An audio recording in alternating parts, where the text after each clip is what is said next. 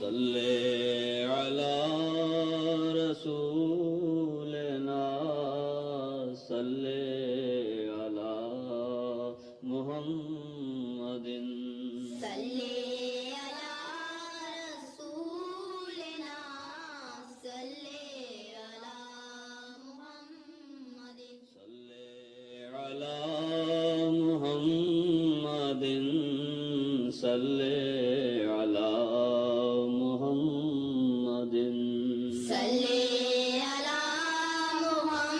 محمد صلی علی محمد صلی علی محمد صلی اللہ اکبر اللہ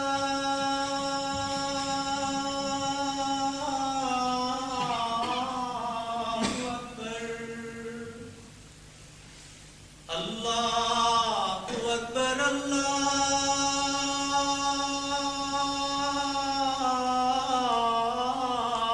اکبر اشہد ان لا الہ الا اللہ اشہد ان لا الہ الا اللہ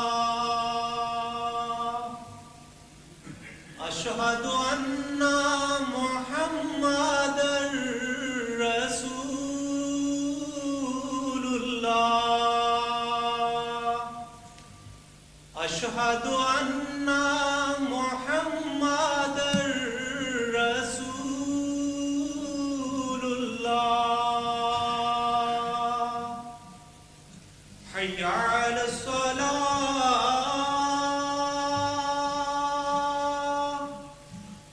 حی علی الصلاة حی علی الفلاح حی علی الفلاح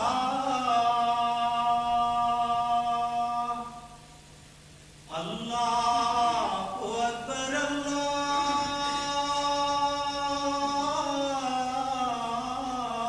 اکبر لا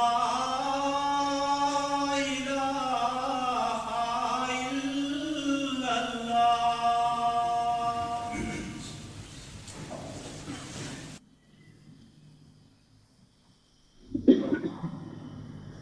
أشهد أن لا إله إلا الله وحده لا شريك له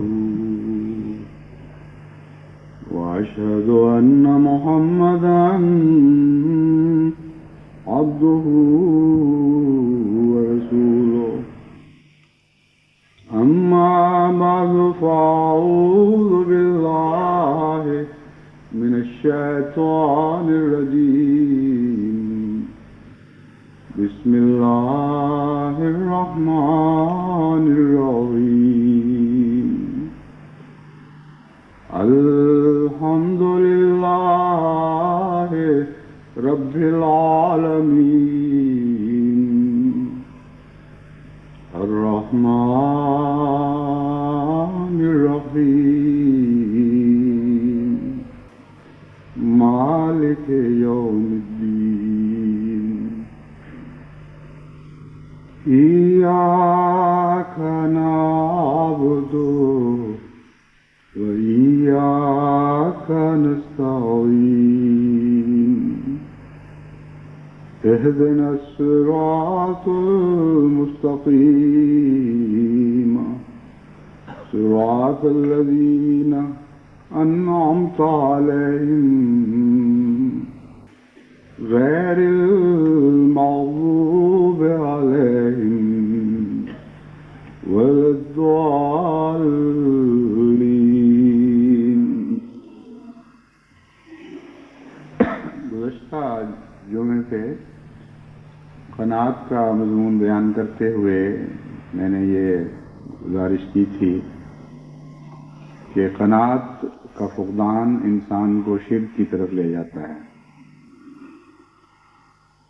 اس کا یہ مطلب نہیں کہ جو شخص قانع نہیں وہ مشرک ہو جاتا ہے، بلکہ قناعت کے فقدان کے نتیجے میں شرک میں مبتلا ہونے کے خطرے پیدا ہو جاتے ہیں، اور قناعت اور شرک کے درمیان اللہ تعالیٰ نے صبر کی حفاظتی دیوار قائم فرمائی ہے۔ اس لیے صبر کو دوسری تمام صفات میں ایک غیر معمولی مقام حاصل ہے، اور قرآن کریم نے صبر پر بے انتہا زور دیا ہے۔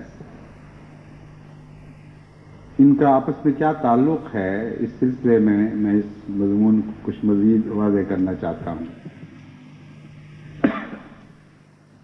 قناعت کی مثال تو اس خیالی جن کی طرح ہے جو حضرت سلیمان کے متعلق کہا جاتا ہے کہ انہوں نے بوتل میں بند کر دیا تھا۔ اگر انسانی نفس بوتل میں بند کر دیا جائے اور اسے کھل کھیلنے کی اجازت نہ دی جائے، اسے اپنے مرضی سے جس طرف چاہے اس طرف سر اٹھا کر نکل بھاگنے کی اجازت نہ دی جائے، تو گویا وہ حضرت سلیمان کا جن بوتل میں بند ہو گیا ہے، اور اس کا نام قناعت ہے۔ جب یہ جن ایک دفعہ بوتل سے آزاد ہو جاتا ہے تو انسانی نفس کو ہر سمت میں کھل کھیلنے کا موقع ملتا ہے، اور بہت سی شاخیں پھوٹتی ہیں اور پھوٹتی چلی جاتی ہیں، اور نفس کی طلب کی کوئی حد نہیں رہتی۔ انسانی فطرت کے اندر خدا تعالیٰ نے تمناؤں کا ایک لا انتہا سلسلہ پیدا کر دیا ہے، یعنی اس کے بیج رکھ دیے ہیں، اور تمناؤں کی کوئی حد نہیں ہے، اور کوئی ایسی سمت نہیں ہے جس سمت سے تعلق رکھنے والی کوئی انسانی تمنا موجود نہ ہو یا پیدا نہ ہو سکتی ہو۔ تو اس پہلو سے چونکہ انسانی نفس قناعت کے بوتل سے باہر نکل کر آزاد ہو جاتا ہے، اس کو روکنے کے لیے چاروں طرف صبر کی دیواریں قائم کرنی پڑتی ہیں، اور اگر صبر نہ ہو تو پھر اس کے بعد سوائے شرک کے کچھ بھی نہیں رہتا۔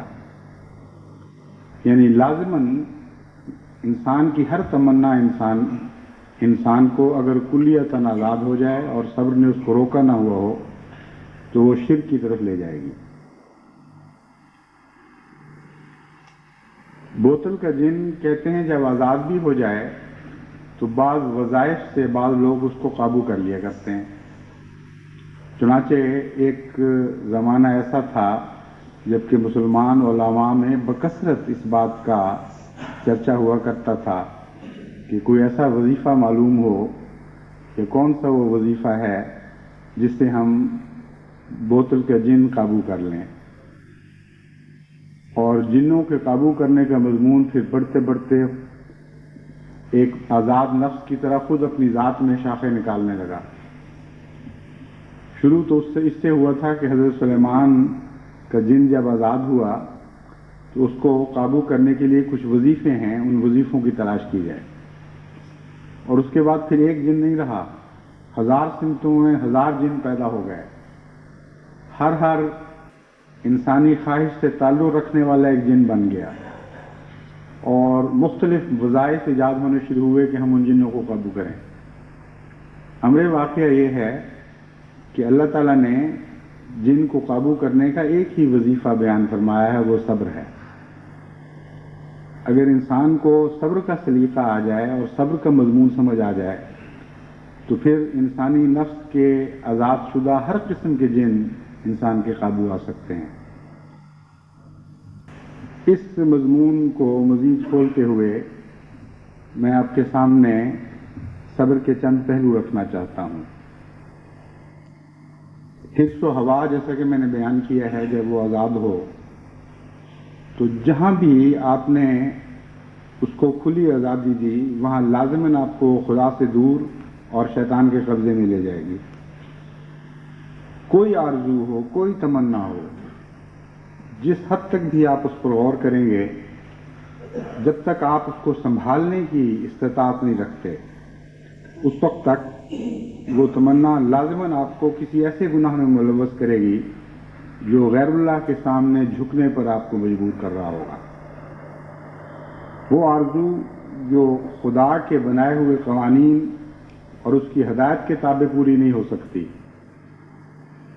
وہ آرزو جب خدا کے بنائے ہوئے قوانین اور اس کی ہدایات سے باہر جا کر پوری کی جاتی ہے، اسی کا نام شرک ہے۔ اور خدا کے قوانین اور ہدایت کے تابع رکھنے کے لیے صبر کی ضرورت ہوتی ہے، یعنی آرزوؤں کو خدا کے قوانین اور ہدایات کے تابع رکھنے کے لیے صبر کی ضرورت ہو سکتی ہے۔ چنانچہ وہ لوگ جو صبر کرنا جانتے ہیں، اگرچہ ایک تکلیف کی حالت ہے، لیکن صبر کے نتیجے میں رفتہ رفتہ ان کی تکلیف دور ہونے لگتی ہے، اور وہ آرزوئیں جو سر اٹھاتی ہیں اور باغیانہ حالت اختیار کر جاتی ہیں، اگر انسان صبر کرے اور للہ صبر کرے تو ان کی باغیانہ حالت میں کمی آنی شروع ہو جاتی ہے، ان کی شورش اور شوخی میں کمی آنی شروع ہو جاتی ہے، اور رفتہ رفتہ انسان کو اسی حالت پر ایک چین مل جاتا ہے، ایک قسم کو سکون نصیب ہو جاتا ہے۔ بس صبر کے نتیجے میں ایک انسانی آرزوؤں کی سمت دوسرا رخ اختیار کرتی ہے، واپسی شروع کر دیتی ہے، اور صبر کا کمال انسان کو پھر قناعت تک پہنچا دیتا ہے۔ یہ وہ مضمون ہے جو انسانی زندگی کی ہر دلچسپی سے تعلق رکھتا ہے۔ انسان جس چیز کو بھی کہتے ہیں، جن خواہشات یا تمناؤں یا احساسات کا انسان مجموعہ ہے، ان خواہشات، ان تمناؤں، ان احساسات کے ہر پہلو سے یہ مضمون تعلق رکھتا ہے۔ بس صبر کی بے انتہا ضرورت ہے، اور اس دنیا میں رہتے ہوئے جہاں مادہ پرستی نے ہر طرف قیامت مچائی ہوئی ہے، جماعت احمدیہ کے لیے صبر کو اختیار کرنا بہت ہی بنیادی ضرورت کی حامل چیز ہے۔ اس کے بغیر ہم نہ اپنے نفسوں کو فتح کر سکتے ہیں، نہ دنیا کو خدا کے لیے فتح کر سکتے ہیں۔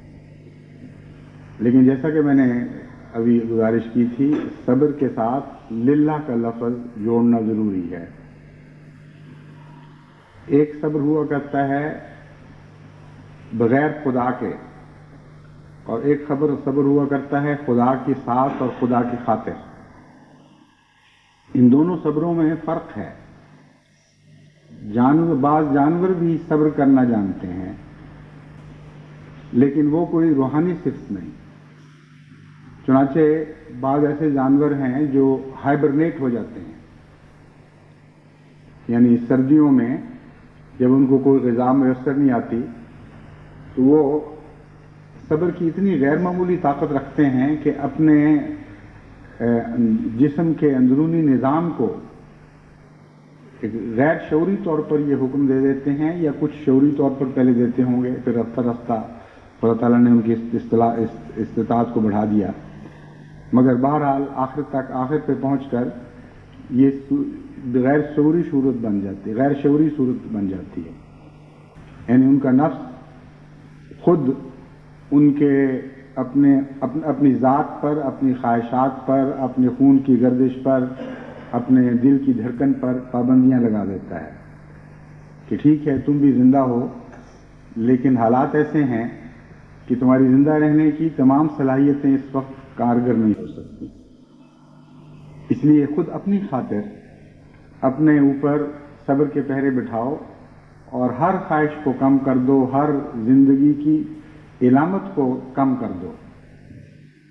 چنانچہ اس کا نام سائنسی اصطلاح میں ہائبرنیشن ہے۔ ریچھ ہائبرنیٹ کرتے ہیں، اور بہت سے جانور ہیں جو ہائبرنیٹ کرتے ہیں، اور شدید سردی کے موسم میں جبکہ -60 تک بعض علاقوں میں درجہ حرارت گر جاتا ہے اور کچھ کھانے کو بھی نہیں مل رہا ہوتا، برفوں کے اندر دبے ہوئے ریچھ اپنے اوپر صبر کے پہرے ڈال دیتے ہیں، بعض اژدہا بھی ہائبرنیٹ کرتے ہیں اور بعض مینڈک وغیرہ بھی ہائبرنیٹ کرتے ہیں. بس صبر کی انتہائی شکل ہائبرنیشن ہے، اور ہائبرنیشن کے نتیجے میں خدا تعالیٰ نے یہ قانون جاری کیا ہوا ہے کہ آپ کی تمناؤں کو اور آرزوؤں کو سکون آنا شروع ہوتا ہے، ان کی بے قراری میں کمی آ جاتی ہے. چنانچہ جب بھوک کی میں کمی آتی ہے تو وہ گلینڈز جو تیزاب پیدا کرتے ہیں اور بھوک بھڑکاتے ہیں، ان کی حرکت میں بھی کمی آنی شروع ہو جاتی ہے. دل کی دھڑکن بھی کم ہونے لگتی ہے، خون کی گردش بھی کم ہونے لگتی ہے. یہاں تک کہ زندہ رہنے کے لیے ایسے جانوروں کو جتنی حرارت کی ضرورت ہے وہ اتنی کم ہو جاتی ہے کہ ایک دن زندہ رہنے کے لیے عام طور پر ریچھ کو جتنی توانائی کی ضرورت ہے اسی توانائی میں وہ 20 دن مہینہ بھی زندہ رہ سکتا ہے. تو یہ وہ مثال ہے قانون قدرت میں صبر کی، اور صبر کے نتیجے میں کیا کیا فوائد حاصل ہوتے ہیں. مگر یہ جیسا کہ میں نے بیان کیا ہے، یہ صبر للہ نہیں، قانون قدرت کی طرف سے ایک تحفہ ہے. بعض قوموں میں صبر کی عادت ہوا کرتی ہے، وہ بھی للہ صبر نہیں کرتی، مگر ان کے اندر خدا تعالیٰ نے یہ خاصیت رکھ دی ہے کہ مخالف حالات میں وہ برداشت کرنے کی طاقت رکھتے ہیں. چنانچہ ویتنام وار میں جو طاقت جیتی ہے وہ صبر کی طاقت جیتی ہے.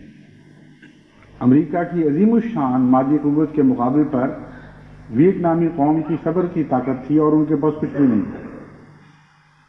اور انتہائی خطرناک حالات میں، انتہائی تکلیف دہ اور صبر آزمائشوں کے وقت میں وہ خاموش پڑے رہتے تھے. اب دلدلوں میں پڑے ہوئے ہیں، جنگلوں میں پڑے ہوئے ہیں، جانتے تھے کہ اگر ہم نے کوئی حرکت کی تو اس کے نتیجے میں ہم پکڑے جائیں گے اور ہمارا دشمن ہماری پہنچ سے پہلے ہم پر حملہ آور ہو جائے گا. چنانچہ اتنی غیر معمولی صبر کی طاقت ان لوگوں نے دکھائی کہ بالآخر امریکہ جیسی عظیم قوت کو بھی اس کے مقابل پر شکست تسلیم کرنی پڑی. عام طور پر جو انسان جن حالات میں بہت پہلے واویلا شروع کر دیتا ہے اور اس کی برداشت کی طاقتیں ٹوٹ جاتی ہیں، ان عام حالات سے کہیں بڑھ کر ویتنامی قوم نے امریکنوں کے مقابل پر صبر دکھایا ہے. تو لائی لو جس کو انگریزی میں کہتے ہیں، بعض ایسے وقت آتے ہیں جہاں آپ کو اپنے نفس کو بھلا کر، اپنی خواہشوں کو بھلا کر خاموش بیٹھنا پڑتا ہے. یہ بھی ایک قسم کی ہائبرنیشن کی قسم ہے، ہائبرنیشن ہے جس کا اطلاق انسانی زندگی پر بھی ہوتا ہے، یعنی صرف حیوانی زندگی پر نہیں. تو جن قوموں کو صبر کی یہ طاقت نصیب ہو کہ اگر مخالفانہ حالات ہیں تو کوئی حرج نہیں، وقت بدلے گا، جب تک وقت نہ بدلے جس طرح بھی ہے ہم اس پہ گزارا کریں گے. یہ صرف صبر کی ہے جو زندگی کی حفاظت کیا کرتی ہے. لیکن یہ بھی جیسا کہ میں نے بیان کیا دنیا میں للہ نہیں ہوا کرتا، بلکہ اپنے نفس کی خاطر، اپنے قومی تقاضوں کی خاطر انسان اختیار کرتا ہے. لیکن قرآن کریم جس صبر کی ہدایت کرتا ہے وہ للہ صبر ہے. اور للہ صبر کے نتیجے میں نہ صرف یہ کہ انسان کی خطرات سے حفاظت ہوتی ہے، بلکہ اس کو اس صبر کا بہترین پھل بھی عطا ہوتا ہے. یہ صبر صرف ایک منفی حیثیت نہیں رکھتا بلکہ ایک مثبت حیثیت اختیار کر جاتا ہے. چنانچہ قرآن کریم نے اس مضمون کو بیان کرتے ہوئے بارہا فرمایا ہے ان اللہ مع الصابرین، کہ جو لوگ اللہ کی خاطر صبر کیا کرتے ہیں وہ دیکھیں گے کہ اللہ ان کے پاس ہے. اور صبر کے متعلق جن لوگوں کو بھی تجربہ ہے، اور ہر انسان کو کچھ نہ کچھ تجربہ ہوتا ہے، یہ بات بڑی اہمیت رکھتی ہے کہ صبر کے وقت کوئی ساتھی ہے یا نہیں ہے. اگر صبر کے وقت کوئی ساتھی نہ ہو تو انسانی تکلیف بہت زیادہ بڑھ جاتی ہے اور صبر کی طاقت اسی نسبت سے کم ہو جاتی ہے. اکیلا صبر کرنا بہت مشکل کام ہے. کوئی ساتھی ہو تو پھر وہ صبر کے لمحات نسبتاً آسان ہو جایا کرتے ہیں۔ ویتنام وغیرہ میں بھی قوموں نے بحیثیت قوموں کے صبر کیا ہے۔ اکیلے دکیلے اس قسم کے حالات میں صبر ممکن نہیں ہوا کرتا۔ کوئی بیمار ہو، کیسی تکلیف ہو، اگر اس وقت اس کے ساتھ کوئی آدمی آ جائے، اس کی غمخواری شروع کر دے، اس سے باتیں شروع کر دے، تو اس کی تکلیف میں بہت کمی آ جایا کرتی ہے، خاص ظاہری درد میں اور بیماری میں کمی نہ بھی آئے۔ تو صبر کے ساتھ کسی کا ہونا، صبر کے دوران کسی کا ہونا صبر کی طاقت بڑھاتا ہے اور تکلیف میں کمی کرتا ہے۔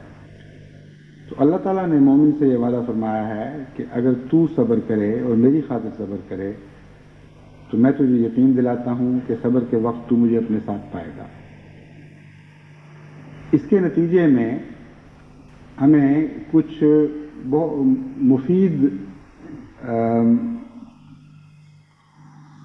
ایسے مفید راز ملتے ہیں جس سے ہم اپنی زندگی کو بہتر بنا سکتے ہیں۔ ایک بات تو یہ یاد رکھیں کہ ان اللہ مع الصابرین کا برعکس بھی ایک ہے کہ جو صبر نہیں کرتا خدا اس کے ساتھ نہیں ہوا کرتا۔ بس فروا الی اللہ کا مضمون اس میں بیان ہو گیا کہ جب آپ صبر چھوڑ دیں گے تو خدا سے دور جا رہے ہوں گے، جب صبر کریں گے تو خدا کی طرف حرکت کر رہے ہوں گے۔ بس ہر قسم کی بے صبری سے ہر قسم کے صبر کی طرف حرکت کرنا خدا کی طرف حرکت ہے۔ گویا کہ اگر صبر چھوڑیں گے تو شرک کی طرف آپ حرکت کریں، غیر اللہ کی طرف حرکت کا مطلب ہی شرک ہے۔ اور خدا پاس ہے، خدا قریب ہے، اس کے کیا معنی ہیں؟ ان اللہ مع الصابرین کا مطلب یہ ہے کہ اللہ تعالیٰ آپ کے نہ صرف یہ کہ آپ کے مشکل وقت کو وہ آسان فرما رہا ہے، آپ کے قریب ہے، بلکہ اس کا مطلب یہ ہے کہ اللہ تعالیٰ آپ کو اس کی غیر معمولی جزا بھی عطا فرمائے گا، آپ کی حفاظت فرمائے گا۔ اگر خدا ساتھ ہے تو وہ قوتیں جن کی تکلیف سے آپ صبر کرنے پر مجبور ہوئے ہیں، ان اللہ مع الصابرین میں یہ وعدہ دیا گیا ہے کہ ان قوتوں پر آپ کو غلبہ عطا ہوگا اور آپ کو فتح نصیب ہوگی۔ بس صبر للہ صبر میں اور بغیر خدا کے صبر میں زمین آسمان کا فرق ہے۔ صبر میں بہرحال فائدہ ہے، لیکن للہ صبر میں اس سے بہت زیادہ فائدہ ہے جو بغیر اللہ کے محض عادتاً یا قومی یا حیوانی ضرورت کے تابع آپ صبر کرتے ہیں۔ اس ضمن میں بعض خاص انسانی حالتوں کا ذکر ضروری ہے جہاں صبر نہ ہونے کے نتیجے میں ہمیں بہت سے مصائب کا سامنا کرنا پڑتا ہے۔ غصہ کی حالت ہے سب سے اہم۔ روزمرہ کے تجربے میں ہم نے دیکھا ہے ہم کسی بات پر اشتعال میں آ جاتے ہیں، اور اشتعال کے وقت جتنا صبر کی کمی ہو اتنا جلدی انسان فیصلہ کرتا ہے۔ بیوی سے لڑائی ہوئی، ساس کی بہو سے ہو گئی، خاوند کی بیوی سے یا رشتہ داروں سے، بہن کی بھائی سے، دوستوں کی دوستوں سے، ہزار قسم کے انسانی تعلقات ہیں، اختلافات ہو جاتے ہیں، اور بعض دفعہ ایک دم انسان اشتعال میں آ جاتا ہے۔ اشتعال میں آنا اور عام غصے کی حالت میں ایک فرق ہے۔ جب میں کہتا ہوں اشتعال میں آ جاتا ہے تو مراد یہ ہے کہ غصہ اچانک ایک دم اتنا بڑھتا ہے کہ انسان کہتا ہے کہ پھر جو کچھ ہو دیکھی جائے گی، اب میں برداشت نہیں کر سکتا، کافی ہو گئی اس بات۔ چنانچہ بعض دفعہ بعض لوگ لمبا عرصہ باتیں برداشت کرتے چلے جاتے ہیں، اور اچانک کسی بات کے اوپر اس طرح ان کا غصے کا پارا چڑھتا ہے کہ کسی حالت پر ان کو اختیار نہیں رہتا، نہ زبان پر، نہ سوچ پر، نہ کسی اور انسانی جذبے پر، یہ بھی نہیں دیکھتے ماحول میں کون لوگ بیٹھے ہوئے ہیں۔ تو بعض دفعہ ایسے لوگ جو عام طور پر اچھی زبان استعمال کرنے والے ہیں، سلجھی ہوئی باتیں کرتے ہیں، اچانک مغلظات بکنے لگ جاتے ہیں۔ کوئی ان سے پوچھے کہ کیا ہوا ہے آپ کو، کہ تمہیں نہیں پتا، یہ بات نہیں ہے، اس کے پیچھے ایک لمبی کہانی ہے، سنتے سنتے سنتے سنتے میرے کان پک گئے ہیں۔ تو وہ پہلا جو صبر تھا وہ جب ٹوٹا تو اس نے پچھلی ساری محنت کو ضائع کر دیا۔ اشتعال کی حالت ایسی ہے جو آپ کی سارے کیے کرائے پر پانی پھیر دیا کرتی ہے۔ بعض لوگ مشتعل ہوتے ہیں مہینوں کے صبر کے بعد، بعض سالوں کے صبر کے بعد، لیکن جس وقت بھی وہ مشتعل ہوئے اسی وقت انہوں نے اپنی گزشتہ ساری محنت پر پانی پھیر دیا، سب کچھ کو آگ لگا دیا۔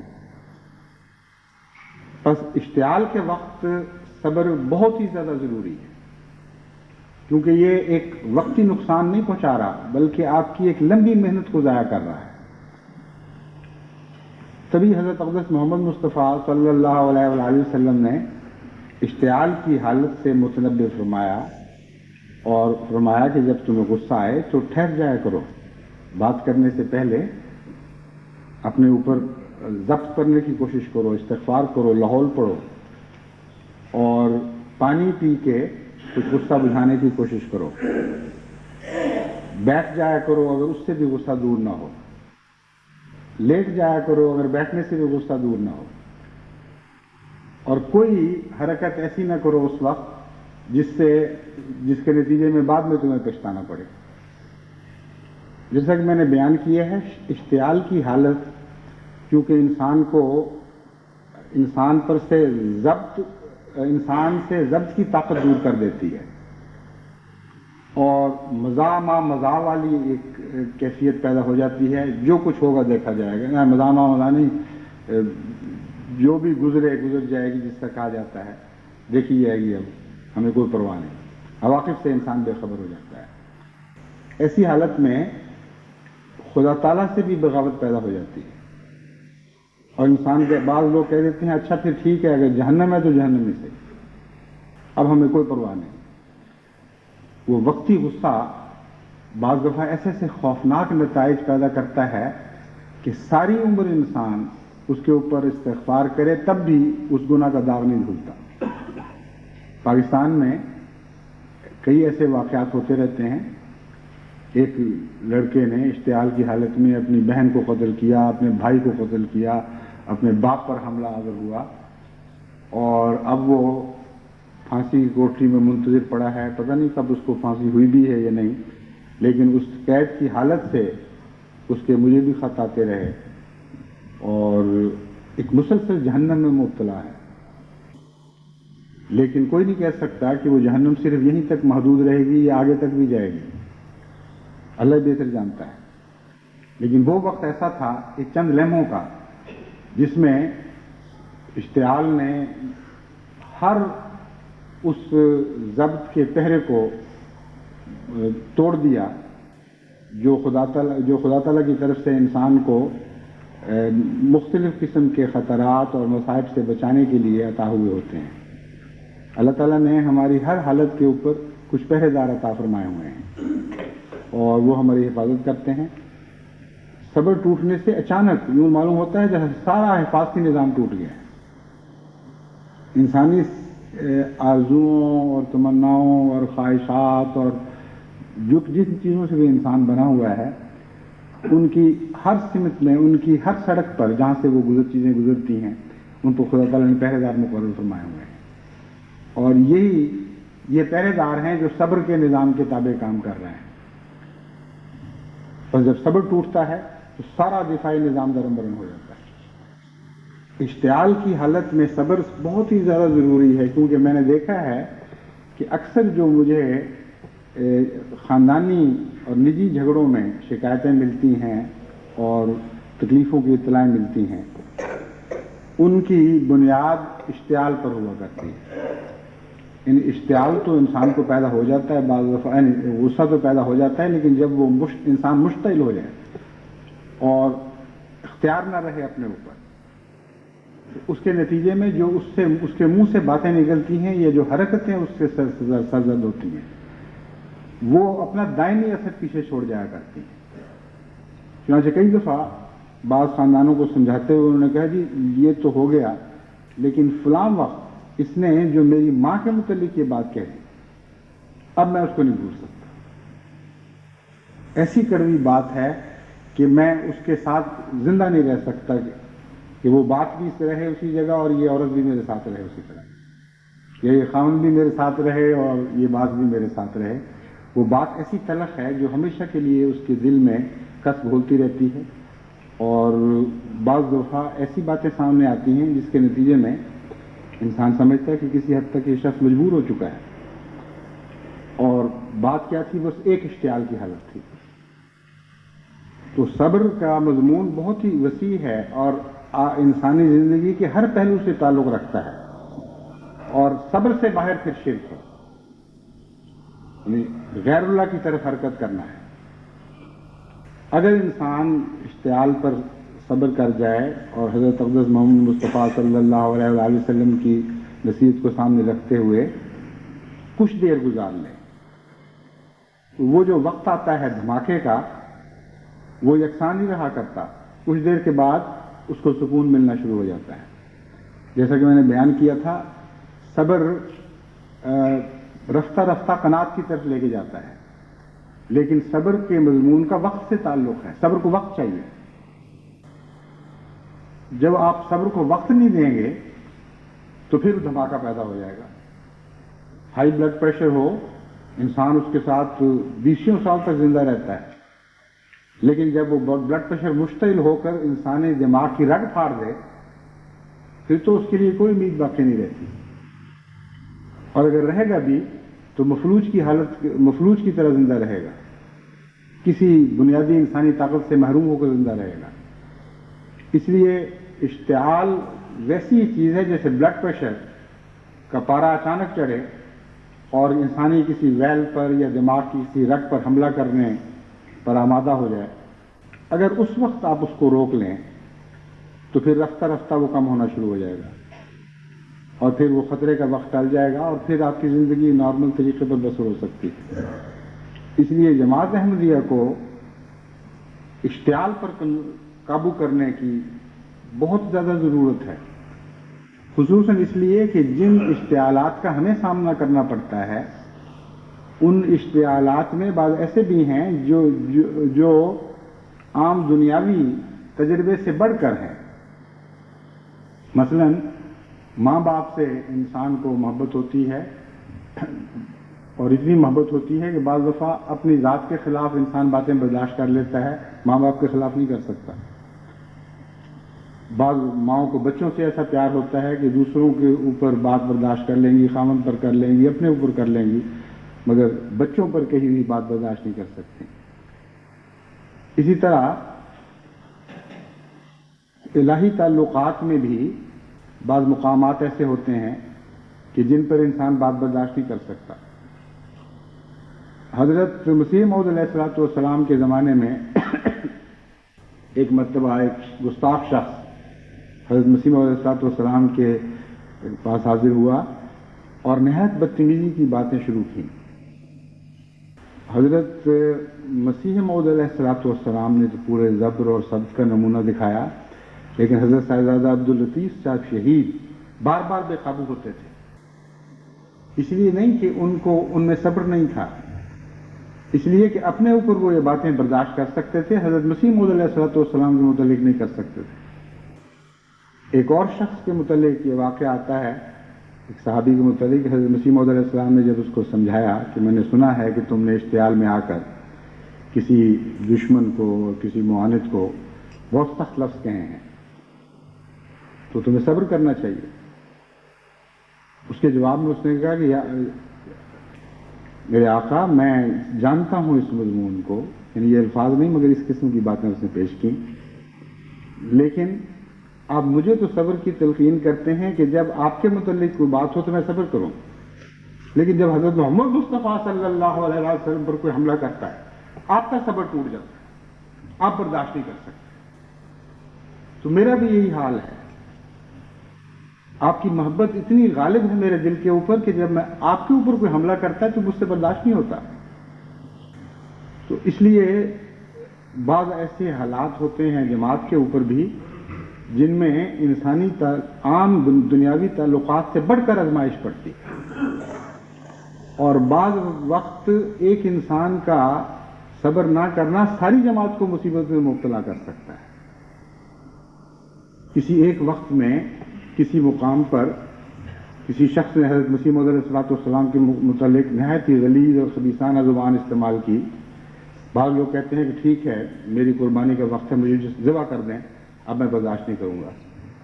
لیکن سوال یہ ہے کہ وہ وہاں اس ایک شخص کی غیرت کا سوال نہیں ہے، تمام جماعت کے معصوم مردوں، عورتوں، بچوں، بوڑھوں کی حفاظت اور ان کے امن کا سوال ہے، اور اعلیٰ جماعتی روایتوں کی حفاظت کا سوال ہے۔ اس لیے جس شخص کو صبر کی عادت نہیں، وہ بعض دفعہ اپنے تمام ساتھیوں اور اپنے گروہ کے لیے بھی مشکل کا موجب بن سکتا ہے اور ان کے لیے خطرات کا موجب بن سکتا ہے۔ کئی دفعہ مجھے ایسی اطلاعات آئیں گزشتہ وقتوں میں جن سے پتہ چلا کہ اگر اللہ تعالیٰ نے غیر معمولی حفاظت اس وقت نہ فرمائی ہوتی تو ایک یا دو یعنی غیور کہلانے والے احمدیوں کی وجہ سے ساری جماعت کو بڑی مصیبت پڑ سکتی تھی۔ غیور کہلانے والے میں نے اس لیے کہا ہے کہ غیرت بھی کوئی ایسی صفت نہیں ہے جس کی حدود نہ ہوں۔ اگر حدود کے اندر ہے تو غیرت ہے، اگر حدود سے بڑھ گئی ہے تو وہ شوخی یا بے وقوفی بن جاتی ہے۔ اس لیے اسلام توازن کا نام ہے۔ جہاں غیرت صبر کی حدود سے باہر نکل جاتی ہے وہاں غیرت نہیں ہے، دراصل وہاں حماقت ہے، سوائے اس کے کہ خدا تعالیٰ ان حدود کو خود وسیع کر دے۔ ایسے مقام بھی آتے ہیں جہاں غیرت کی کوئی انتہا نہیں رہا کرتی، مگر وہ اس وقت موقع نہیں ہے، وہ الگ مضمون ہے۔ حضرت اقدس محمد مصطفیٰ صلی اللہ علیہ وسلم کی زندگی میں ایسی مثالیں ملتی ہیں جن سے پتہ چلتا ہے کہ بعض مقامات پر غیرتوں کی حدود بھی توڑ دی جاتی ہیں، اور خدا کے لیے جو غیرت ہے بعض دفعہ لامحدود قرار دے دی جاتی ہے، مگر وہ اپنے مقامات ہیں، ان کے لیے ویسی حکمت کی ضرورت ہے اور اعلیٰ عقل و دانش کی ضرورت ہے ان باتوں کو سمجھنے کے لیے۔ مگر جہاں تک عام ایک احمدی کا تعلق ہے، اس بات کو خوب اچھی طرح یاد رکھیں کہ اگر آپ کو اپنے اشتعال کے وقت میں اپنے جذبات پر قابو کرنے کا سلیقہ نہیں، اگر اس وقت آپ کو صبر نہیں آتا تو آپ اپنے ذات کے لیے بھی خطرہ ہیں، اپنے گھر کے لیے بھی خطرہ ہیں، اپنے معاشرے کے لیے خطرہ ہیں، اور بعض صورتوں میں ساری جماعت کے لیے بھی آپ خطرہ بن سکتے ہیں۔ چھوٹی چھوٹی باتوں میں تو میں کرنا تو عام ہمارے گھروں میں اب دستور بن گیا ہے، اور جہاں یہ دستور زیادہ ہو جاتا ہے وہاں پھر یہ بات بڑھتے بڑھتے بد کلامی کی عام عادت مستقل بدخلقی میں تبدیل ہو جاتی ہے، پھر گھروں میں تو میں، پھر گلیوں میں تو میں بن جاتی ہے، سارا معاشرہ دکھنے لگتا ہے اس قسم کی بیہودہ حرکتوں سے۔ تو روزمرہ کی وقت اشتعال کی حالت سے پہلے کی جو حالت ہے اس میں اگر آپ صبر نہیں سیکھیں گے تو آپ اشتعال سے بھی نہیں بچ سکیں گے۔ روزمرہ چھوٹے چھوٹے غصوں کے وقت اپنی حفاظت کی ضرورت ہے، کیونکہ یہ نہیں ہو سکتا کہ آپ ہر روز کے عام غصوں سے تو اپنی حفاظت نہ کر سکیں اور مشتعل حالت میں آپ اپنی حفاظت کر سکیں۔ ہر چیز کے لیے ایکسرسائز کی ضرورت ہوتی ہے، ورزش کی، کثرت کی ضرورت پڑا کرتی ہے۔ یہ جو معرفتیں ہیں یہ اچانک حاصل نہیں ہوا کرتی۔ روحانی ترقیاں کوئی ایسی چیز نہیں ہے کہ اچانک آپ کو ایک دن میں روحانی ترقیات نصیب ہو جائے۔ جسمانی ترقیات کیوں نہیں نصیب ہو جاتی ہیں ایک دن میں؟ یہ دنیا کھیل نہیں ہے۔ قانون قدرت ایک بہت وسیع ایک نظام ہے جس کے تابع رہ کر ترقی ملا کرتی ہے، محنت کرنی پڑتی ہے، لمبے سفر کرنے پڑتے ہیں، وقت کی قیمت کا لحاظ رکھنا پڑتا ہے۔ اس لیے جب میں آپ کو کہتا ہوں کہ اشتعال کو قابو کریں تو ہرگز یہ وہم خیال نہ کریں کہ آپ نے میری بات سن لی، آپ کے دل پر اثر ہو گیا اور اب آج کے بعد آپ مشتعل نہیں ہو سکتے۔ اگر اب اپنے گھروں میں جا کر آپ مشتعل ہو جاتے ہیں، اگر اپنی دوستوں کی مجلس میں آپ مشتعل نہ صحیح یعنی عام غصے کے آثار ظاہر کرتے ہیں، اور غصے کے وقت فوری بدلہ لینے کی کوشش کرتے ہیں، زبان کے چرکے لگا کر یا دل میں کینہ رکھ کر یہ فیصلہ کر کے کہ میں اس شخص کو بعد میں کوئی سبق سکھاؤں گا. تو اس کا مطلب یہ ہے کہ آپ کبھی بھی کسی حالت میں بھی اشتعال کے خطروں سے بچ نہیں سکیں گے. یہ وہ چھوٹے چھوٹے روزمرہ کے تجربے ہیں جن میں آپ کو ورزش کرنی پڑے گی اور کانشیس رہنا پڑے گا، باخبر رہنا پڑے گا اپنے حالات پر. روزمرہ دیکھنا ہوگا کہ اب مجھے اس ناراضگی پر میں نے کیا رد عمل دکھایا، اس ناراضگی پر میں نے کیا رد عمل دکھایا. پھر خود اپنی تربیت کرنی ہوگی اور گزشتہ دنوں کے مقابل پر حال سے مقابلہ کرنا ہوگا. آئندہ زمانوں میں پھر اس بات پر نظر رکھنی ہوگی. رفتہ رفتہ طریقے آپ کو خدا تعالیٰ خود سلیقہ عطا کر دے گا. بچوں کو آپ دیکھیں جن کو خیال ہو اپنا جسم کمانے کا، وہ ورزشیں شروع کرتے ہیں، پھر رفتہ رفتہ ان کو پتہ چلتا ہے کہ کس جسم کے حصے میں خاص کمزوری تھی، کون سی نئی ورزش کی ضرورت ہے، اور یہ سلسلہ جاری رہتا ہے یہاں تک کہ انسان ترقی کرتے کرتے اس مقام تک پہنچتا ہے جہاں تک اس کا پہنچنا اس کی اپنے جسم کا معراج ہے. ہر انسان کے جسم کا اور ہر انسان کے اخلاق کا اپنا اپنا ایک معراج کا مقام ہوا کرتا ہے. اس سے آگے انسان نہیں بڑھ سکتا. اس سے آگے جب بڑھنے کی کوشش کرے پھر وہ اپنے آپ کو نقصان پہنچانا شروع کر دیتا ہے. اسی لیے بعض لوگ جن کو اندر روحانی صلاحیتیں زیادہ نہیں، جب زیادہ روحانی بنتے ہیں تو پاگل ہو جاتے ہیں. ان کے اوپر کوئی اپنے اوپر ان کو کسی قسم کا کنٹرول قائم باقی نہیں رہتا، نظم و ضبط نہیں ان کا ٹوٹ جاتا ہے. بعض لوگ وظیفے کرتے کرتے بالکل دماغ حواس کھو بیٹھتے ہیں، اور ایسی اطلاعیں مجھے ملتی رہتی ہیں بیچارے کہ فلاں آدمی بیچارہ بہت نیک تھا اور نیکی میں پاگل ہو گیا. دراصل استطاعت سے باہر جانے کی اس نے کوشش کی تھی، اس لیے اس نے اپنا دماغی توازن کھویا ہے، نیکی کے نتیجے میں نہیں. کیونکہ نیکی کی تعریف میں یہ داخل ہے کہ توازن اختیار کرو، اور اسلام ہے ہی دین وسطی، یعنی دین وسطی حالت کا دین، وسطی حالت پر رکھنے والا دین. بہرحال یہ تو ضمناً ایک ذکر آیا تھا.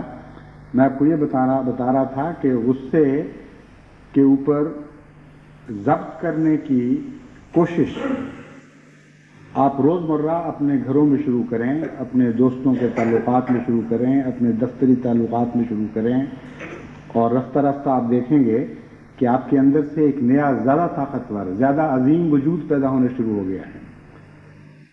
اور اس کا جو فائدہ ہے وہ صرف منفی نہیں رہے گا.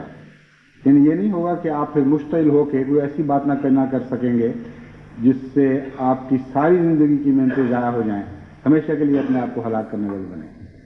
بلکہ آپ دیکھیں گے کہ ان اللہ مع الصابرین کا وعدہ آپ کے حق میں پورا ہو رہا ہے. حلم جس کو عطا ہو اس کو خدا اس کے قریب آ جایا کرتا ہے، اور رفتہ رفتہ صبر کے نتیجے میں انسان کے اندر الہی طاقتیں پیدا ہونی شروع ہو جاتی ہیں. اس لیے صبر خواہ غصے کی حالت پر ہو یا کسی اور حالت پر ہو، ہمیشہ آپ کو صبر خدا کی طرف لے کے جائے گا. اور اگر وہ اس نیت کے ساتھ کیا گیا ہو کہ خدا مجھے ملے، تو اس کے نتیجے میں تو پھر مزید ایسے روحانی فوائد بھی انسان کو حاصل ہوں گے جن کی تفصیل کا یہاں اس وقت موقع نہیں نہ وقت ہے. لیکن ہر انسان جس کو ان امور کا تجربہ ہے وہ جانتا ہے، یا جس کو نہیں ہے وہ اس کو علم ہو جائے گا. یہ ایسی چیزیں ہیں جو روزمرہ آپ کو محسوس ہوں گی. یعنی جب آپ خدا کی خاطر کسی ایک پہلو سے صبر اختیار کرنے کی کوشش شروع کر دیں گے تو میں آپ کو یقین دلاتا ہوں کہ روزمرہ آپ خدا کو اپنے پہلے سے قریب تر پائیں گے. یہ ہے فرار اللہ. یہ ایک فرضی بات نہیں ہے، ایک حقیقت ہے، ایک سائنسی حقیقت ہے. خدا اس طرح نہیں ملا کرتا کہ اچانک سارے کا سارا مل جائے.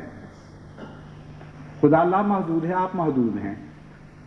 آپ اپنی حدود میں سے اپنے حدود کے دائرے میں جس حصے کو خدا کا بناتے چلے جائیں گے اس حصے میں خدا آنا شروع ہو جائے گا. اور ہر حصے میں بھی مکمل نہیں آ سکتا. جس حد تک کسی حصے کو آپ خدا کے سپرد کرنا شروع کرتے ہیں اس حصے میں اتنا ہی خدا کا عمل دخل زیادہ شروع ہو جاتا ہے. اس کا آخری مقام وہ ہے جس کو ہم مقام محمدیت کہتے ہیں. قل ان صلاتی و نسکی و محیای و مماتی للہ رب العالمین کا مقام ہے. لیکن اس پر میں انشاءاللہ بعد میں روشنی ڈالوں گا جب تبتل اللہ کا مضمون بیان کروں گا. قناعت کے ایک طرف صبر کا پہرا ہے جو شرک سے انسان کو بچاتا ہے، اور دوسری طرف تبتل اللہ کا مضمون ہے جو توحید خالص اور توحید کامل عطا کرتا ہے. ایک طرف منفی خطرات سے بچانے والی قوتیں ہیں اور خدا کی طرف لے جانے والی. جس حد تک وہ منفی خطرات سے بچے انسان اس حد تک خدا کے قریب ہوتا ہے. لیکن وہ قرب کی حالت اور ہے. جو قرب کی حالت تبتل اللہ کے نتیجے میں عطا ہوتی ہے وہ بہت ہی عظیم الشان حالت ہے، اور وہ محض صبر سے عطا نہیں ہوا کرتی بلکہ وہ ایک زیادہ گہرا اور زیادہ وسیع مضمون ہے. بہرحال اس کی باتیں انشاءاللہ بعد میں ہوں گی. اب میں آپ کو بتانا چاہتا ہوں کہ خوف کی حالت میں صبر اور حرص کی حالت میں صبر، یہ نقص اموال کی حالت میں صبر، نقص جان کی حالت میں صبر، آرزوؤں کے مقابل پر صبر کی مزاحمت، نتائج کے انتظار میں صبر، یہ چند امور ہیں جو میں جماعت کے سامنے خاص طور پر رکھنا چاہتا ہوں. خوف کے وقت بھی انسان صبر کا دامن چھوڑ دیتا ہے، اور غم کی حالت میں جب نقصان ہو جاتا ہے اس وقت بھی بسا اوقات صبر کی دامن چھوڑ دیتا ہے. اگر خوف کے وقت للہ صبر کیا جائے تو اس کا کیا نتیجہ نکلے گا؟ سوال یہ ہے کہ ایک انسان گھیرے میں آ گیا ہے، کوئی بچنے کی صورت نہیں ہے. اگر خوف غالب آ جائے اور صبر نہ رہے تو جو بھی انسان حرکت کرے گا وہ نقصان والی حرکت ہو سکتی ہے. لیکن اگر للہ صبر کرے خوف سے تو اس وقت اس کو ایک قسم کی طمانینت نصیب ہوتی ہے. انسان یہ سمجھتا ہے کہ اس خوف سے اگر کوئی بچا سکتا ہے تو خدا بچا سکتا ہے، اور اگر خدا کی مرضی نہیں ہے تو تب بھی میں خدائی کا ہوں، کوئی فرق نہیں پڑتا، جو اس کا فیصلہ مجھے منظور ہے. تو وہ خوف غیر اللہ کا نہیں رہتا بلکہ خدا کا خوف بن جاتا ہے. شرک کا مضمون توحید میں تبدیل ہو جاتا ہے. ایک دفعہ حضرت مرزا بشیر احمد صاحب رضی اللہ تعالیٰ عنہ نے مجھے اپنا ایک واقعہ سنایا کہ میں نے لوگ کہتے تھے جن بھوت یہ اس قسم کے قصے، مجھے انہوں نے فرمایا کہ مجھے زیادہ اس کا تجربہ تو نہیں، لیکن ایک ایسا واقعہ ہے جو اس قسم کے واقعات کے قریب تر ہے، اور وہ یہ کہ میں اپنے دالان میں پوری طرح دروازے بند کر کے لیٹا تھا اور ابھی پوری طرح نیند نہیں آئی تھی کہ میں نے دیکھا میرے ٹانگوں پر ہاتھوں کا دباؤ پڑا ہے، اور اتنا واضح اور مضبوط دباؤ تھا کہ اس کو کسی طرح بھی وہم قرار نہیں دیا جا سکتا تھا. اور چونکہ بجلی بجھا چکا تھا مجھے نظر نہیں آ سکتا تھا کہ کون ہے. کچھ دیر کے بعد پھر سے بارہ جب دباؤ پڑا اور بڑے زور سے پڑا تو مجھے اس حالت میں پہلے خوف پیدا ہوا، پھر میں خدا کی طرف متوجہ ہوا اور میں نے اس وجود کو جو بھی تھا میں نہیں جانتا اس کو میں نے کہا کہ دیکھو، اگر تو تم کوئی غیر اللہ کی خدا کے سوا کوئی طاقت بن کے آئے ہو، کوئی شیطانی طاقت ہو جو مجھے ڈرانے آئے ہو، تو میں موحد ہوں، مجھے کسی غیر اللہ سے کوئی خوف نہیں ہے. اگر خدا نے مجھے تمہاری تم سے بچانا ہے تو بچائے گا، نہیں بچائے گا تب بھی میں اس کی رضا پہ راضی ہوں، مجھے تمہاری کوئی پرواہ نہیں.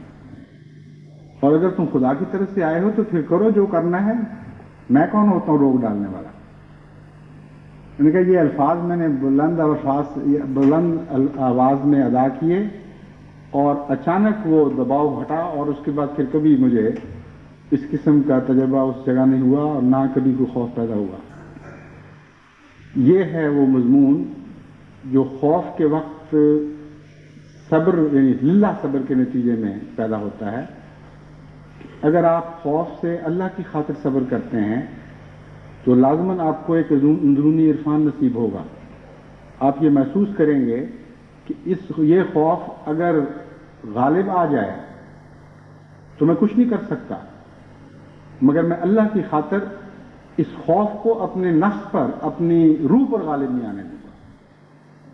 یہ نقصان پہنچا سکتا ہے تو میرے جسم کو پہنچا سکتا ہے، لیکن اس خوف سے میں مروب نہیں ہوں گا، کیونکہ خدا کے سوا میں کسی سے مروب ہونے والی چیز نہیں. میں خدا کی پناہ میں آتا ہوں. اس حالت سے خوف آپ پر جب غلبہ نہیں کر سکتا تو آپ کے اندر سے ایک نئی عظمت پیدا ہوتی ہے، الہی صفات آپ کے اندر جلوہ گر ہوتی ہیں. آپ خدا کو اپنے قریب محسوس کرتے ہیں. آپ جانتے ہیں کہ دنیا کی کوئی طاقت آپ کا بگاڑ نہیں سکتی. لا حول ولا قوت کا مضمون آپ کے ضمیر کے اندر روشنی بن کے ابھرتا ہے.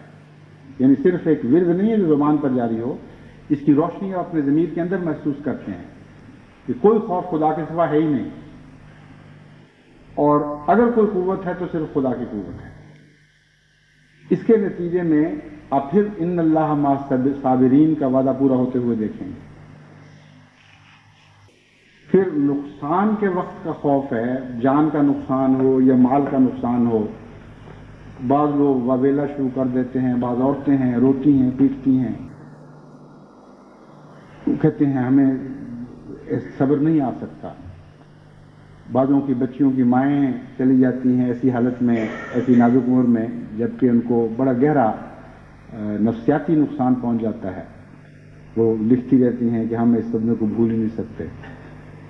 لیکن واقعہ یہ ہے کہ یہ بات بتاتی ہے کہ انہوں نے للہ صبر کی کوشش ہی نہیں کی. اگر ایک انسان کے ہاتھ سے کوئی چیز جاتی رہی ہے تو اس میں اس وقت انسان کو اپنی بے بذاتی اور بے حیثیتی کا علم پہلے ہونا چاہیے. ہر نقصان انسان کو یا انکسار سکھا سکتا ہے یا اس کے اندر نظم و ضبط کی جتنی طاقتیں ہیں ان کو توڑ کر فنا کر سکتا ہے.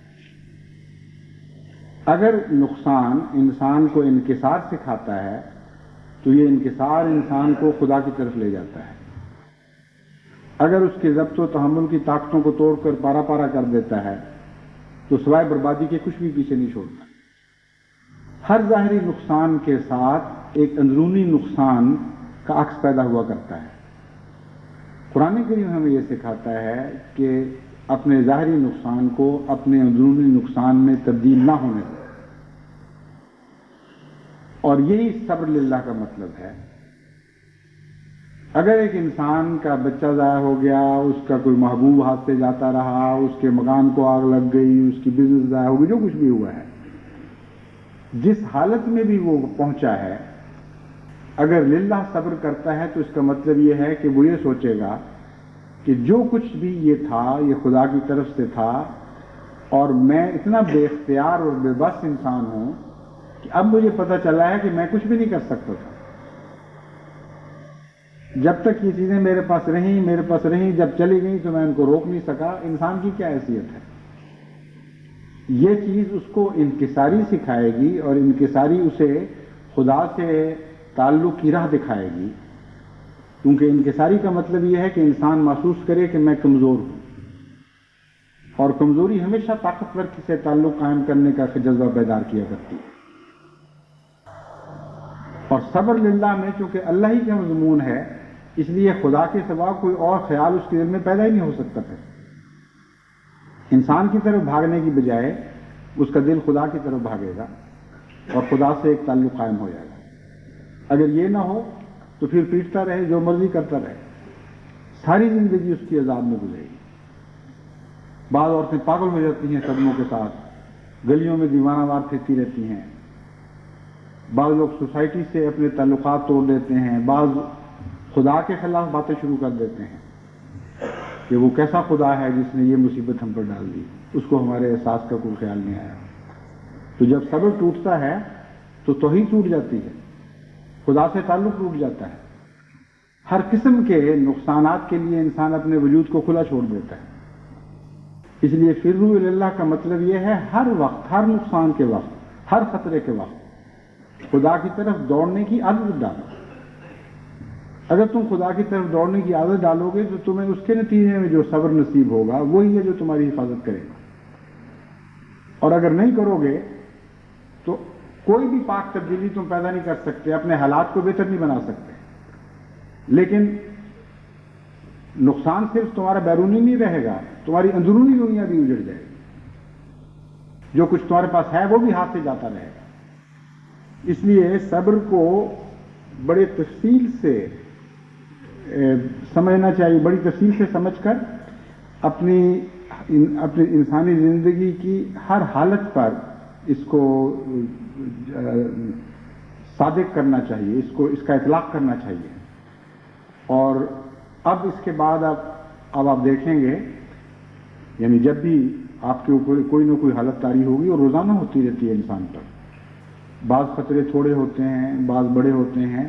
انسان جب صبح کے وقت آنکھ کھولتا ہے تو جب تک شام کو تھک کر اس کو نیند مافیہ دنیا و مافیہ سے غافل نہیں کر دیتی، بے شمار تجارب سے انسان گزرتا ہے. ضروری تو نہیں کہ کوئی بہت بڑا طوفان ہی آ جائے تو تب انسان کو پتہ چلتا ہے کہ میں خطروں میں گرا ہوا ہوں. کوئی چھوٹی سی خبر آ گئی کسی نقصان کی، اور کچھ نہیں تو گھر میں کوئی برتن ٹوٹ گیا، کسی بچے نے چھینک ماری تو ماں کو خطرہ پیدا ہوا، یہ بیمار ہو جائے گا. روزمرہ کی باتیں، پتہ چلا کہ یہ کوئی چیز مہنگی لے آیا ہے، کوئی چیز خرید کے آئی عورت تو دائیں بائیں پاؤں کی بجائے ایک ہی پاؤں کی دونوں جوتیاں خریدی گئیں. کوئی چیز لی ہے اس میں کوئی سوراخ تھا، اس کا نقصان کا بعد میں پتہ چلا. ایک مسئلہ ہے، کوئی انسانی زندگی تو مسائل سے گھری ہوئی ہے. صبح سے شام تک یا امیدیں بن رہی ہیں، یا نقصان کی خبریں آ رہی ہیں، یا خوف ہے، یا رجا ہے. کوئی نہ کوئی حالت تو انسان پر رہتی ہے. ان حالتوں میں آپ اللہ کی طرف دوڑنے کی کوشش کریں. یہ ہے وہ بات جو میں آپ کو سمجھانا چاہتا ہوں. اگر ان چھوٹی چھوٹی حالتوں میں آپ نے عادت نہ ڈالی خدا کی طرف دوڑنے کی تو پھر بڑے وقتوں میں آپ نہیں دوڑ سکیں گے.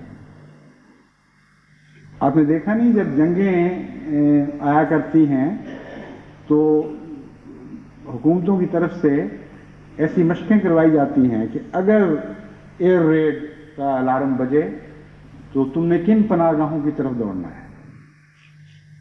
اور یہ جو تجربہ ہے یہ انسان کو تو اس رنگ میں کبھی کبھی پیش آتا ہے. حیوانی زندگی میں تو ہر روز یہ تجارب، بعض دفعہ گھنٹے میں کئی مرتبہ تجارب ہوتے رہتے ہیں. آپ نے چڑیاں چگتی نہیں دیکھی کس طرح وہ بار بار دائیں بائیں دیکھ رہی ہوتی ہیں، اور ہر چڑیا جو اس حال نگرانی کر رہی ہوتی ہے اپنی یا اپنے ساتھیوں کی کہ کہیں کوئی دشمن حملہ آور تو نہیں ہو رہا، اس کو پتہ ہوتا ہے کہ میری پناہ گاہ کون سی ہے. ہر چوہا جو بل سے باہر جاتا ہے اس کو علم ہوتا ہے کہ میں نے کس پناہ گاہ کی طرف واپس دوڑنا ہے. کوئی دنیا کا جانور نہیں ہے جو اپنی پناہ گاہ کو نظر انداز کر میدانوں میں باہر آئے. اگر وہ ایسا کرے گا تو وہ دنیا سے مل جائے اور نابود ہو جائے گا. اس وسیع حیوانی تجربے سے انسان کیوں فائدہ نہیں اٹھاتا؟ اگر آپ کو خدا کی پناہ گاہوں کی طرف دوڑنے کی عادت نہیں رہی، اگر آپ کو معلوم نہ ہوا کہ کن پناہ گاہوں میں آپ نے کن خطروں کے وقت پناہ لینی ہے، تو آپ کھلے آسمان کے نیچے بغیر چھت کے، بغیر کسی سہارے کے پڑے رہ جائیں گے. خطروں کے وقت پھر کوئی پناہ گاہ آپ کو یاد نہیں آئے گی. آپ کو توفیق نہیں ملے گی کہ آپ خدا کی پناہ میں آ جائیں. خدا کی پناہ میں آنا ہے تو روزانہ کی زندگی میں ہر روز یہ مشق کریں. انسانی حالات میں تو یہ جنگوں کے زمانے کبھی کبھی آیا کرتے ہیں، لیکن خدا تعالیٰ نے جس جہاد کی طرف مومن کو متوجہ کیا ہے، نفس کا جہاد، اس کی جنگ ہر روز ہر لمحہ جاری ہے. ہر لمحہ ایسے خطرات درپیش ہوتے ہیں کہ جب آپ خدا کی کسی صفت کی پناہ گاہ کی طرف دوڑتے ہیں، اگر نہیں دوڑتے تو پھر آپ غافل ہیں. اور غافل کو ہمیشہ خطرات ایسے وقت میں آ لیتے ہیں کہ کوئی چیز اس کی حفاظت نہیں کر سکتی. بس غفلت سے ایک ہوش کی حالت کی طرف منتقل ہوں. خدا تعالیٰ کی پناہگاہیں لامنتہا ہیں، آپ کے خوف جتنے بھی ہو سکتے ہیں، ہر خوف سے بڑھ کر اس کے مقابل پر خدا تعالیٰ نے آپ کے لیے ایک پناہگاہ رکھی ہوئی ہے. لیکن روزمرہ اس کی مشق کریں، پہچانیں کہ وہ کون سی پناہگاہ ہے، کس طرح آپ نے خدا کی پناہ میں آنا ہے، کس طرح اس کی حفاظت میں جانا ہے. پھر آپ کو اللہ تعالیٰ کے فضل کے ساتھ بڑے بڑے خطرات سے پناہیں ملیں گی. کوئی دنیا کی طاقت، کوئی دنیا کا خوف ایسا نہیں ہے جو آپ کے اوپر غالب آ سکے. حضرت مسیح موعود علیہ الصلوۃ والسلام کو جب اللہ تعالیٰ نے عالمی خطرات کی خبریں دیں اور زلازل کی خبریں دیں اور بتایا کہ بہت ہی خوفناک آگے ہیں جو تمام جہان کو اپنی لپیٹ میں لے لیں، تو ایسے بندوں کے متعلق بھی آپ کو خبر دی گئی جو خطرات کے وقت خدا کی پناہ میں آنے کے عادی ہو جایا کرتے ہیں، جن کے دل میں خدا کا پیار ہوتا ہے. تو آپ نے فرمایا آگ ہے اور آگ سے وہ سب بچائے جائیں گے جو کہ رکھتے ہیں خدائے ذوالعجائب سے پیار. بس جیسا کہ میں نے پہلے خود میں بھی کہا تھا، خدا سے پیار کے نتیجے میں خدا کی طرف دوڑنے کی عادت ڈالیں، یہی آپ کی پناہگاہیں ہیں. ہر مشکل، ہر خطرے کے وقت، ہر امید کے وقت، ہر آرزو کے وقت، ہر نقصان کے وقت، ہر حرص کے وقت یہ سوچیں کہ میں اس حالت میں اپنے خدا کو کیسے پا سکتا ہوں. یہ ہے وہ شعوری طور پر پناہ گاہ ڈھونڈنا. اور آپ حیران ہوں گے کہ کوئی انسانی حالت ایسی نہیں ہے جو انسان کو خدا کی طرف نہ لے جائے، یعنی لے جانے کی صلاحیت نہ رکھتی. ہر انسانی تجربہ دو راہیں رکھتا ہے، یا خدا سے دور لے جانے کی راہ یا خدا کی طرف جانے کی راہ. اور ہر روز انسان اپنے خدا کی طرف بڑھنے کی صلاحیت رکھتا ہے، اس کو مواقع عطا کیے جاتے ہیں. لیکن ہم میں سے اکثر بدنصیبی سے ان مواقع کو کھوتے چلے جاتے ہیں. بس جماعت کو فروا الی اللہ کے مضمون کی طرف توجہ کرنی چاہیے. اور جیسا کہ میں نے بیان کیا ہے، قناعت سے یہ مضمون نصیب ہوتا ہے، اور قناعت کے نتیجے میں پھر اور عظیم الشان ترقیات عطا ہوتی ہیں. اگر قناعت نہیں تو پھر صبر کی عادت ڈالیں، اور اگر صبر نہیں ہے تو پھر خدا واحد کے ساتھ آپ کا کوئی تعلق قائم نہیں رہے گا. کیونکہ بے صبری لازماً شرک اور شیطانیت کے ویرانوں کی طرف انسان کو لے جاتی ہے، وہاں بھی اس کو کچھ نصیب نہیں ہوا کرتا. اس لیے بے صبری در حقیقت نامرادی کی طرف لے کے جاتی ہے. سب کچھ کھو دینے کا نام بے صبری ہے، اور جو خدا نہیں دیتا وہ غیر کوئی دے نہیں سکتا. کبھی دھوکہ ہے، صرف سراب ہے. جب انسان اس سراب کی پیروی کرتا ہے تو وہاں خدا کو پاتا ہے کہ وہ اس کا حساب دے، اس کے سوا اس کو کچھ نصیب نہیں ہو کرتا. تو اللہ تعالیٰ جماعت کو صحیح معنوں میں فرار اللہ کی توفیق بخشے، اس جماعت کو کہ ہر فرد کو قناعت عطا فرمائے، اور صبر کی فصیلیں اس کی قناعت کی، اس کی خواہشات کی چاروں طرف سے حفاظت کر رہی ہوں. ہمیشہ وہ خدا کی پناہ میں رہے اور خدا کی پناہ میں دوڑنے کی عادت ڈالے. یہ ایسے آپ بن جائیں، اس حالت میں آپ اگلی صدی میں داخل ہوں، تو میں آپ کو یقین دلاتا ہوں کہ خدا کی قسم آپ خدا کی پناہ گاہیں بن جائیں. تمام زمانہ خدا کو ڈھونڈنے کے لیے آپ کی طرف دوڑیں گے، اور آپ کی پناہ گاہیں دنیا کو ہر قسم کے شرعی خطرات سے نجات بخشیں گی. خدا کرے کہ ایسا ہی ہو. خدا کرے کہ اگلی صدی خدا کی صدی ہو، اور خدا کی پناہ گاہوں کی صدی.